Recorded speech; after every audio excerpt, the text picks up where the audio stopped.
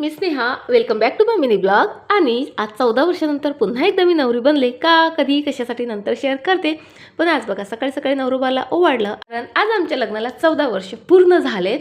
म्हणून इथे खरं तर खिसा कापण्याचं प्लॅनिंग होतं, कारण मी अशा कॅटेगरीतली आहे जिथे गिफ्ट मागूनच घ्यावं लागतं.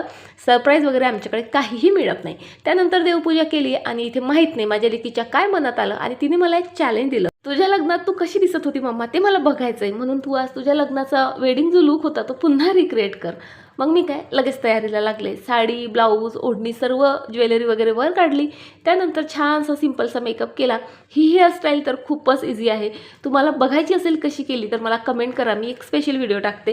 त्यानंतर छान छान छान छान ज्वेलरी वेअर केली. ही बिंदी बाय द वे माझ्या लग्नातलीच आहे. ही बाजूबंद देखील जी आता मला होतच नाही. त्यानंतर नथ लावली आणि या ओढणीशिवाय तर 90sचं लग्न आपण इमॅजिन करू शकत नाही. आता नवऱ्याने तर काही मला ॲनिव्हर्सरीचं गिफ्ट दिलं नाही, पण मी हा मेकअप लुक त्यांना व्हिडिओ कॉल करून शेअर करून त्यांना शॉक दिलाय. पण त्यांच्या अशा काहीशा रिॲक्शन पाहून ॲक्च्युली मी शॉक झाले.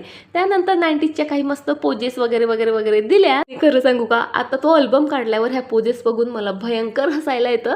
आजकाल मुली म्हणजे लग्नात किती मस्त डान्स करतात, मस्त एन्जॉय करतात, पण तेव्हा जरा खालची मान वर करून बघितलं तरी की लगेच कुजबुज कुजबुज बायकांची चालू असायची. तर चला, झाला मेकअप करून, फोटो व्हिडिओ सर्व काढून झाले. पण हा मेकअप काढायचा मला प्रचंड कंटाळा येतो. ॲक्च्युली पॅराशूट ऑइलनं काम सोपी होतं. चला बाय.